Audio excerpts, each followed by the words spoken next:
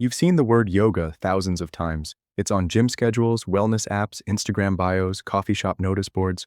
There are probably 3 yoga studios within walking distance of wherever you're sitting right now. Yoga in the 21st century is a multi-billion-dollar global industry. So here's my question before we even begin. What if almost everything the modern world calls yoga has essentially nothing to do with what Patanjali actually wrote? That's not a provocation for its own sake. That's what the text actually shows us.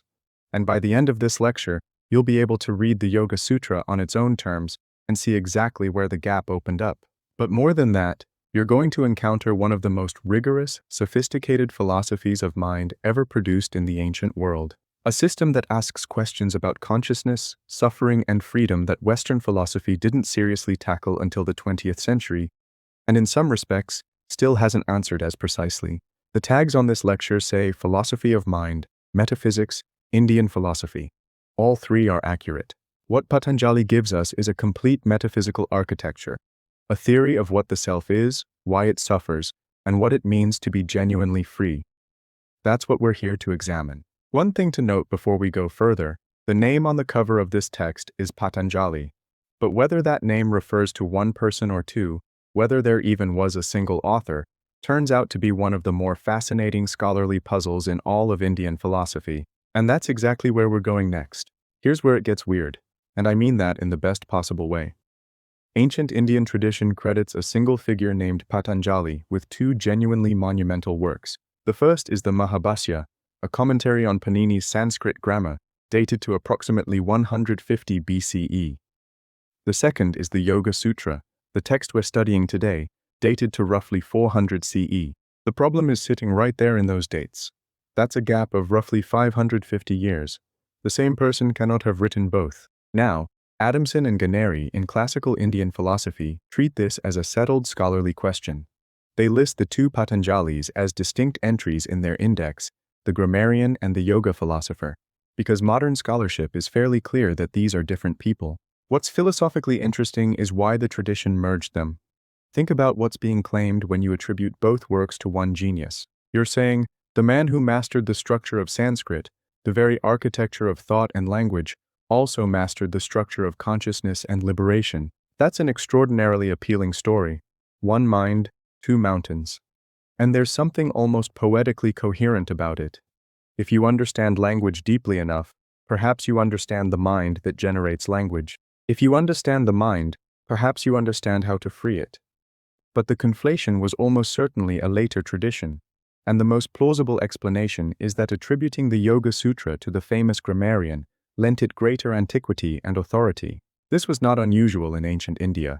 Texts were sometimes attributed to legendary figures precisely to signal their importance and trustworthiness. What this means for us is actually quite liberating as scholars. We don't need to know who Patanjali was to evaluate what he argued. The Yoga-Sutra stands or falls on the strength of its philosophical claims, and those claims, as we're about to see, are formidable. So, 1 Patanjali or 2? Almost certainly 2. But the philosophy we're examining belongs to neither the grammarian nor the legend. It belongs to the ideas themselves, and those ideas are worth taking very seriously indeed. 400 CE Northern India, and the intellectual atmosphere is extraordinary. This is not a period of philosophical isolation. It's a period of fierce, productive collision.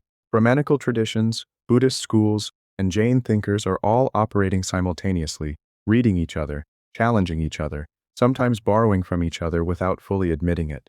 The Yoga-Sutra emerges from this environment. You cannot read it as though it fell from the sky into a vacuum. It is a document in conversation.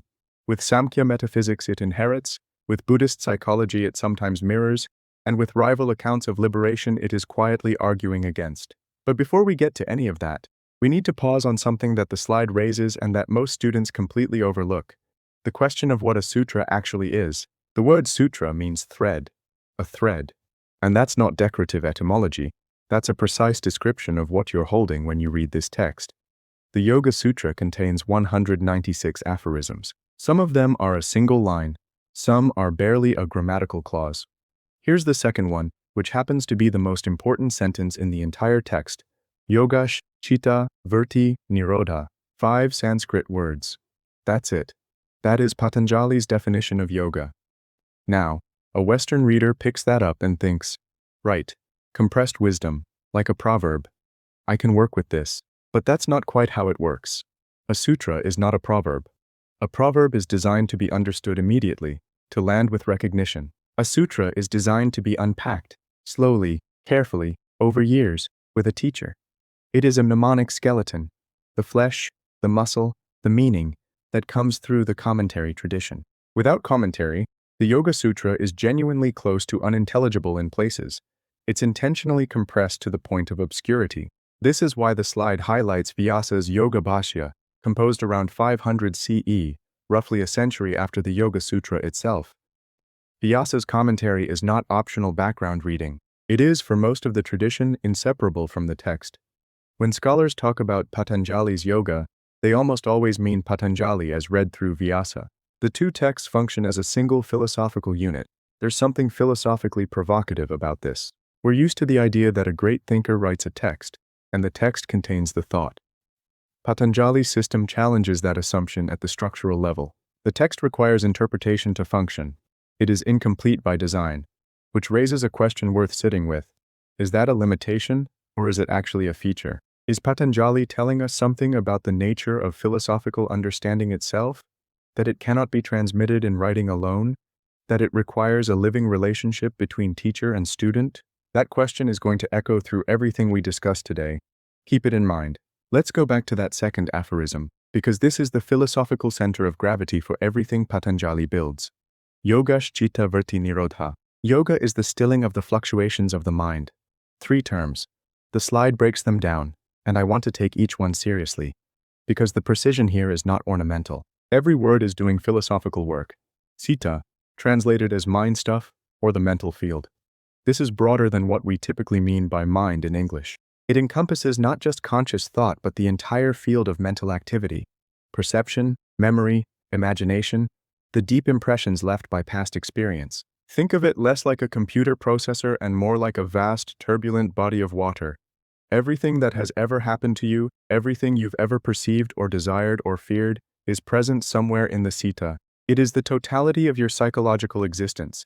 Vritti, fluctuations, modifications, whirlpools.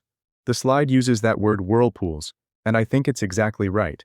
A vritti is a movement in the citta, a disturbance on the surface of that mental lake. Patanjali identifies 5 types: valid cognition, error, imagination, sleep, and memory. Notice that sleep is in there. Even in dreamless sleep, the mind is not truly still. It is still producing a kind of mental modification. The vrittis are not just your anxious thoughts or your distractions. They are the basic operations of ordinary mental life. Nirodha. And this is the one that requires the most care. The slide is precise about this. Nirodha is not suppression. It is cessation, restraint, a radical quieting. The distinction matters enormously. Suppression implies forcing something down, holding it under, which would just create pressure, tension, a kind of psychological violence. Nirodha is something more like allowing the waves to settle completely, not fighting the water, letting it become still. Put it together, and you get something philosophically stunning. Patanjali is not saying, yoga makes you calm, or yoga reduces stress, or yoga improves your flexibility. He is saying, yoga is the complete cessation of all mental fluctuation. And the next aphorism, the one immediately following, tells us what happens when that cessation occurs.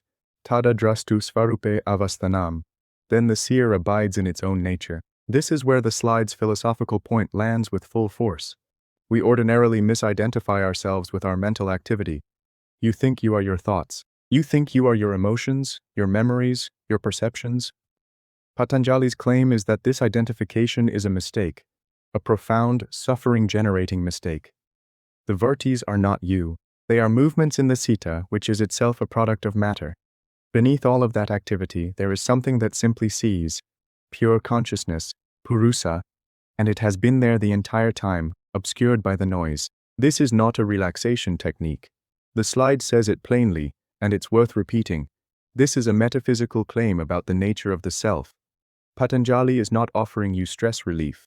He is telling you that what you take yourself to be is a case of mistaken identity, and that the entire apparatus of yoga, all 8 limbs of it, exists to correct that mistake. Now, a philosophically alert student at this point should be raising their hand. metaphorically at least, and asking, wait, how do you know there's a pure consciousness underneath all the mental activity? Isn't that just an assumption?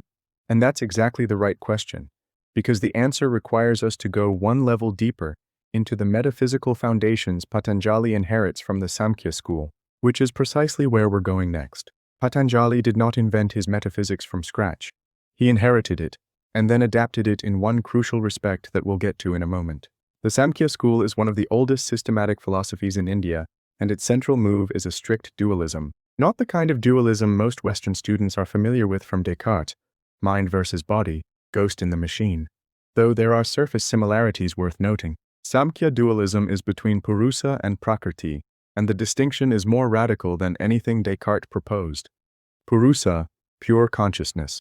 The slide describes it as an eternal, unchanging, passive witness, and every one of those words is philosophically loaded. Eternal. It was never born and will never die. Unchanging. It has no states, no moods, no development. It does not learn, does not grow, does not suffer. Passive. This is the crucial one. Puruṣa does not act. It does not intervene in the world. It simply sees. It is pure witnessing awareness, with no content of its own. And here's something that trips up almost every Western student encountering this for the first time. In Sāṃkhya Yoga, there is not one puruṣa. There are many. Each individual being has its own puruṣa, its own irreducible center of pure consciousness. This is not the Advaita Vedanta view, where all consciousness is ultimately one universal Brahman. Patanjali's universe is populated by a plurality of distinct eternal witnesses. Liberation, as we'll see when we get to kaivalya, means each puruṣa standing alone, not merging into some cosmic ocean of consciousness, but achieving its own radical isolation. Prakṛti, primordial matter, everything else, and I mean everything. The physical world, yes, but also the mind, the ego, the intellect, the senses. In Sāṃkhya Yoga, your mind is not consciousness. Your mind is matter. Subtle matter, certainly, but matter nonetheless. The citta we were just discussing, the mental field with all its fluctuations, that's prakṛti. Your thoughts are material events. Your emotions are material events. Even your sense of being a self, what Sāṃkhya calls ahamkara, the ego maker, is a product of prakṛti. Sit with that for a moment, because it's genuinely disorienting from a Western perspective. We tend to assume that consciousness is what the brain produces, that mind emerges from matter. Sāṃkhya inverts this completely. Matter and consciousness are two entirely separate, irreducible realities. Consciousness doesn't emerge from matter. It was never part of matter. The confusion between them is precisely the problem, which brings us to what the slide calls the problem of misidentification, and this is where the whole system clicks into place. Puruṣa, pure consciousness, somehow comes into proximity with prakṛti and begins to identify with it. It mistakes the movements of the mental field for its own experience. It thinks, I am perceiving this, I am feeling that, I am remembering, imagining, suffering. But none of those are puruṣa. Those are all vṛttis, fluctuations in the citta, which is prakṛti. The pure witness has confused itself with the thing it's watching. Adamson and Ganeri, working through this material in classical Indian philosophy, note that this creates a genuinely puzzling philosophical question. If puruṣa is truly unchanging and passive, how did it ever get entangled with prakṛti in the first place? How does something eternal and unaffected become confused? The tradition offers various answers, but the honest response is that Patanjali himself doesn't fully resolve this. He's more interested in the solution than the origin story. The entanglement is the given, liberation is the goal, and suffering, dukkha, that word that also sits at the heart of Buddhist philosophy, arises directly from this misidentification. You suffer because you take yourself to be something you are not. You take yourself to be your anxieties, your desires, your losses, your achievements. All of that is prakṛti in motion. The puruṣa watching all of it is untouched, has always been untouched, and liberation means finally recognizing that fact. So the question becomes, how? If the misidentification is this deep, if even the mind that wants to be free is itself made of matter, what is the path out? That's exactly what Patanjali's 8-limbed path is designed to answer. Here's something worth pausing on before we walk through these 8 limbs. Patanjali is facing a genuinely difficult philosophical problem. He's just told us that the mind, the very instrument we'd normally use to think our way to freedom, is itself made of matter. It's part of the problem. So how do you use a contaminated instrument to purify itself? His answer is, you don't start with the mind. You start with the body, with behavior, with the outermost layer of human existence, and you work inward, systematically, progressively. Each limb creates the conditions for the next. You cannot skip ahead. You cannot do the inner work without first doing the outer work. This is not a philosophy of sudden enlightenment. It is a philosophy of disciplined, structured transformation. The Sanskrit term is Ashtanga, 8 limbs. Not 8 steps in a linear sequence you complete and leave behind, but 8 dimensions of practice that operate simultaneously, each one supporting the others. Think of them less like rungs on a ladder and more like the roots, trunk, branches, and leaves of a single tree. They belong together. The outermost 2 limbs are yama and niyama, ethical restraints and observances. The yamas include nonviolence, ahimsa, truthfulness, satya, non-stealing, celibacy or continence, and non-possessiveness. The niyamas include cleanliness, contentment, disciplined effort, self-study, and surrender to shvara, a concept we should note carefully because Patanjali's yoga is one of the few Sāṃkhya-derived systems that introduces something like a god figure. Though shvara is not a creator deity, but a special puruṣa untouched by any affliction, a kind of ideal of pure consciousness. Why start with ethics? Because a mind consumed by greed, violence, or dishonesty cannot become still. The vṛttis generated by unethical living are too turbulent. You cannot meditate your way to liberation while simultaneously lying, stealing, and harming. The ethical foundation is not a moral add-on. It is a psychological prerequisite. Patanjali understands that character and consciousness are not separate domains. Then come asana and pranayama, posture and breath regulation. And here's where we need to be honest about something, because this is where the modern world has completely inverted Patanjali's priorities. We'll address that directly in the next slide, but for now, in the Yoga-Sutra, asana gets 3 aphorisms. 3. Its definition is sthira sukham asanam. Posture should be steady and comfortable. That's it.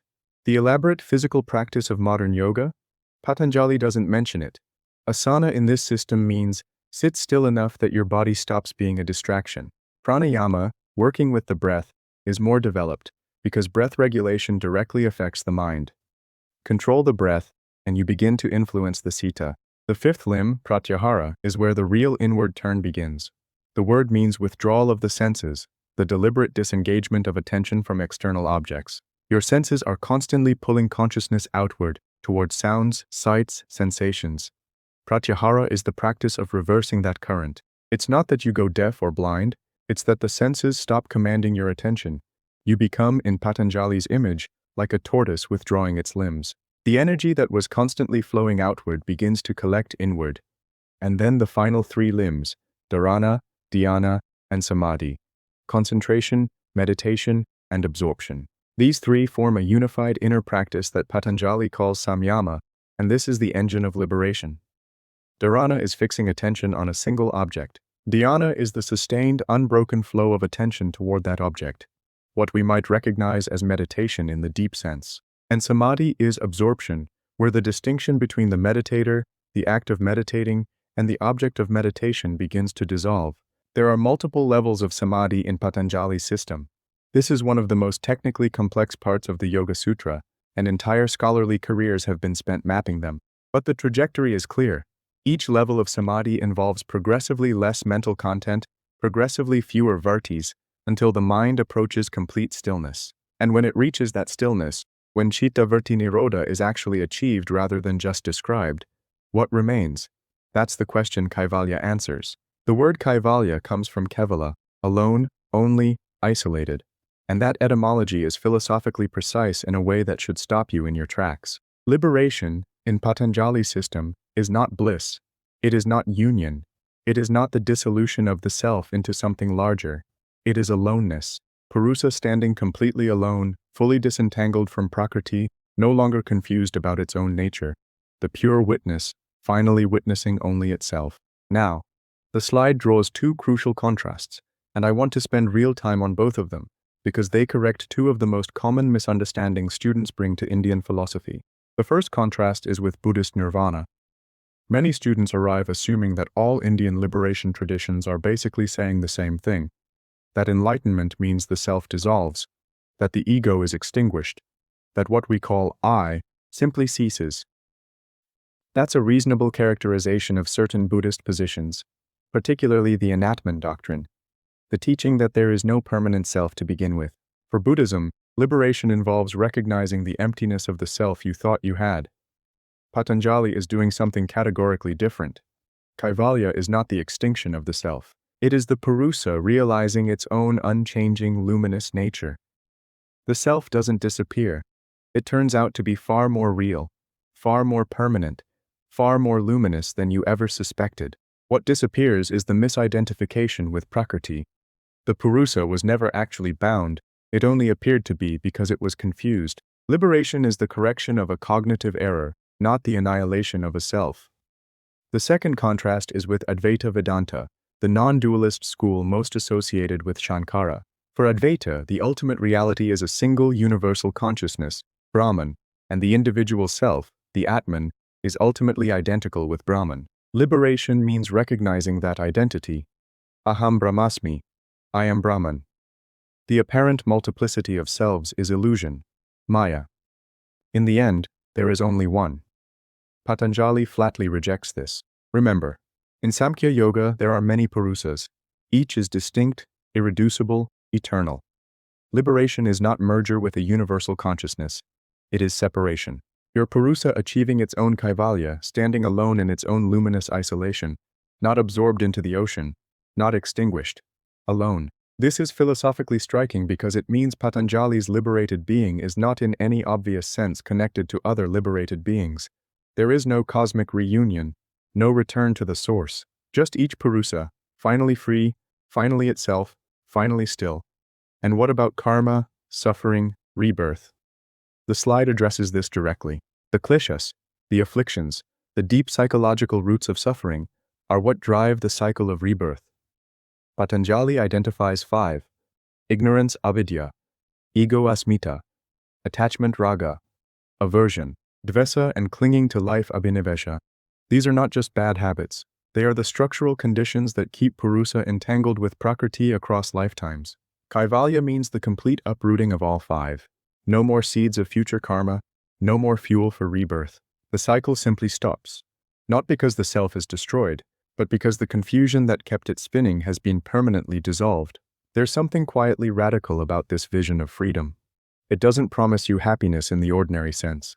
It doesn't promise connection, or love, or cosmic belonging. It promises something stranger and arguably more profound: the recognition that you were never actually what you thought you were, and that what you actually are has never suffered, never been bound, and never needed saving. Whether you find that liberating or terrifying probably says something interesting about your own philosophical assumptions. And that, honestly, is exactly the kind of question Patanjali wants you to sit with. Alright, confession time. When I first started seriously reading the Yoga-Sutra, I had one of those genuinely embarrassing intellectual moments where you realize you've been confidently wrong about something for years. Because like most people in the modern West, my mental image of yoga was almost entirely physical. Poses, sequences, breathwork tied to movement, maybe some ambient music and a Sanskrit word at the end of class. And then I opened the text. 196 aphorisms. Asana, the physical posture practice that generates billions of dollars annually and fills studios on every continent, receives exactly 3 of them. 3 out of 196. And the definition offered in those 3 aphorisms is sthira sukham asanam. Posture should be steady and comfortable. That's the complete teaching on physical practice in the Yoga-Sutra. Sit still. Be comfortable. Don't let your body distract you. There is no sun salutation in Patanjali. No warrior pose, no flow sequence. The elaborate, athletically demanding physical practice that most people today identify as yoga developed centuries later, through entirely different textual traditions. The Hatha Yoga Pradipika, composed around the 15th century CE, is the more relevant ancestor of modern physical yoga. Patanjali is not that tradition. He predates it by 1,000 years and is doing something philosophically different. Now, and the slide is careful about this, and so am I, this is not a critique of modern yoga. People derive genuine benefit from physical yoga practice. The breathing, the movement, the community, the discipline, these are real goods. Nobody is wrong for doing downward dog on a Tuesday morning. What we're doing here is something more precise. We're distinguishing between a cultural practice and a philosophical system, and insisting that the philosophical system deserves to be read on its own terms. Here's the scale of what gets missed when yoga is reduced to asana. The yamas and niyamas, the ethical foundations, gone. Pratyahara, the withdrawal of the senses, gone. Dharana, dhyana, samadhi, the entire inner architecture of concentration, meditation, and absorption, gone. 5 of the 8 limbs simply don't appear in a typical yoga studio class. The system Patanjali actually constructed is a complete philosophy of mind, a rigorous metaphysical framework, and a systematic path toward liberation. Reducing it to the 3rd limb is a bit like studying Plato's Republic and only reading the bit about gymnastic education. What happened? How did this occur? The honest answer involves colonialism, globalization, the commodification of wellness, and a complex history of how Indian philosophical traditions were received, translated, and transformed in the 19th and 20th centuries. That's a lecture in its own right. But the key point for us today is this. The gap between Patanjali's yoga and modern yoga culture is not a small interpretive difference. It's a fundamental shift in what the word means. The invitation the slide extends, and it's the right note to strike, is not condemnation of what yoga has become. It's curiosity about what it originally was. Read the text. Engage with the philosophy. Because what Patanjali actually wrote is stranger, more demanding, more intellectually rigorous, and ultimately more interesting than anything happening in a wellness studio.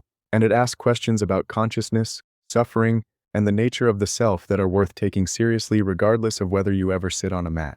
5 things. Let's make sure they're genuinely lodged. The first is the identity problem. The grammarian Patanjali and the yoga philosopher Patanjali are almost certainly 2 different people separated by roughly 5 centuries. The conflation was a later tradition, probably designed to lend the Yoga-Sutra greater antiquity and authority. What this means practically is that we should approach the Yoga-Sutra as its own philosophical project, not as an extension of Sanskrit grammar, not as ancient legend, but as a rigorous argument that stands or falls on its own terms. The second is the philosophical core.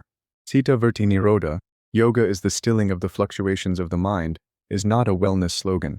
It is a metaphysical claim. It presupposes a theory of what the mind is, what consciousness is, and what the relationship between them should be. When Patanjali says the mind should be stilled, he means that the pure consciousness underlying all mental activity, puruṣa, should be allowed to abide in its own nature, no longer mistaken for the mental modifications of prakṛti. Liberation begins with a correction of identity. The third is the dualist foundation.